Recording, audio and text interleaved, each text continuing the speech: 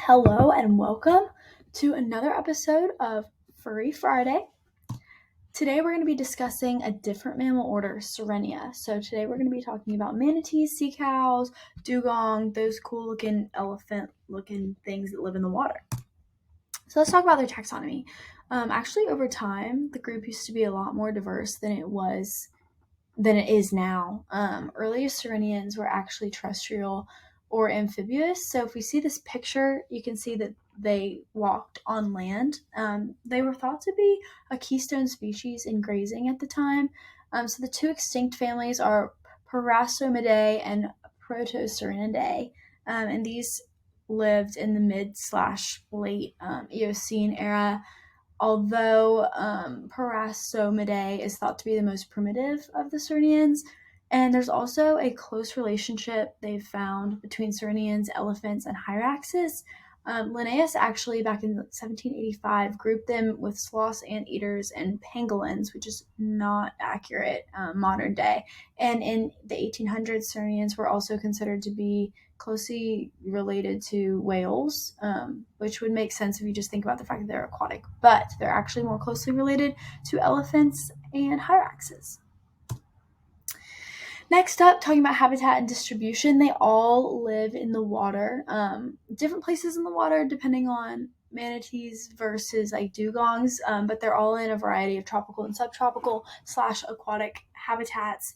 They do both want water that's over at least 2 meters deep, so 2 meters or more, and it always has to have, if you can see this bottom picture, submerged aquatic vegetation that they eat. Manatees primarily live in tropical waters, and dugong are usually on the coastlines in the Indian and Pacific Oceans. Some different facts about temperatures. So, fun fact, the biggest cause of fatality for them, like environmental fatality, is entering water that's too cold. So they will leave and migrate out if the water is not to their temperature liking. So West Indian manatees will move if the water falls below 68 degrees Fahrenheit. African manatees usually want a temperature above 64. Amazonian manatees usually want a higher temperature, like 77 to 86 degrees Fahrenheit. And then dugongs will tolerate temperatures like not any lower than 66. So again, it's really interesting with the fatality that they'll die without a certain temperature.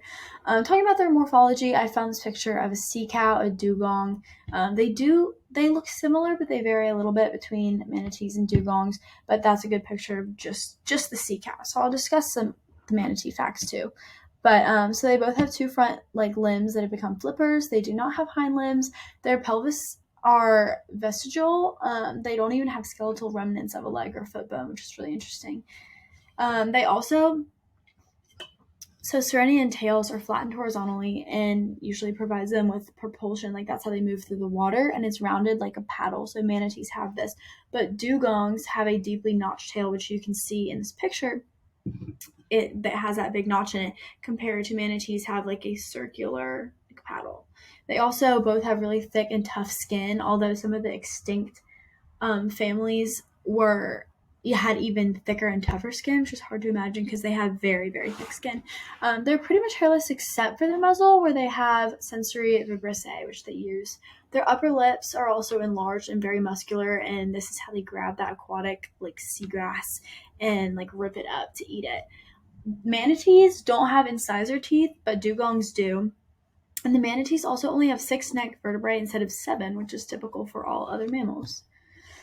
Talking about their reproduction, they're polygamous, and when a cow, so a female manatee or dugong, undergoes estrus, she attracts herds of males that will follow her, and she'll swim away from this herd, and it's thought that this swimming is helped to select the superior mate, so the one that can keep up with her. Males during this time, since it's such a big following, show aggression towards each other, and like I said, or female Sirenians are polyestrous, so it's not known exactly how long their estrus cycle is, but they do have more than one. Their gestation is about a year to a year and 2 months. The females will travel into shallow waters to give birth, and occasionally they go so shallow that they're basically beached until the tide comes back in, which is interesting. they can breed year round, so there's really no limitations there. I think they do have some temperature like preferences depending on the specific species, but they can pretty much breed year round. Females also, when they give birth, they usually give birth to only one. Typically, all those there's like a small percentage that of twins that are born, but they're always born ready to go, so they can feed themselves. Usually, maybe for their first breath, they need help from the mother to get to the surface, but they can swim on their own by the end of the first day, which is crazy compared to a lot of different animals. Like babies, obviously, are not precocial; like they cannot take care of themselves. So, some fun facts. Let me big reveal. A sea cow. Um, some fun facts. Their bones are super dense, so they don't have marrow in the middle, which is thought to help maintain their neutral buoyancy in the water. Dugongs are exclusively marine, but manatees are in both marine and freshwater. And so male and female do not have strong social bonds at all, but mother and calf do have super strong social bonds. And they're also neither nocturnal or diurnal, but they're active all the time, which is, I mean, I cannot relate to that at all. But so they don't go to bed at night. Like if you can hear my dog sleeping on my bed, he is certainly not nocturnal because he's snoring.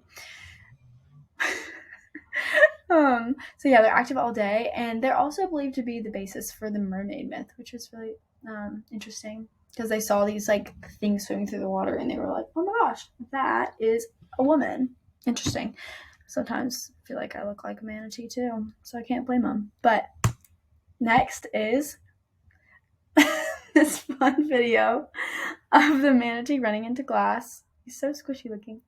Anyway, and here are the sources. Not a ton this time. I got a lot of information from my slides and from my normal different accounts of orders. But thank you for tuning in, and stay tuned for Mammal Monday. I hope everybody has a great weekend, and go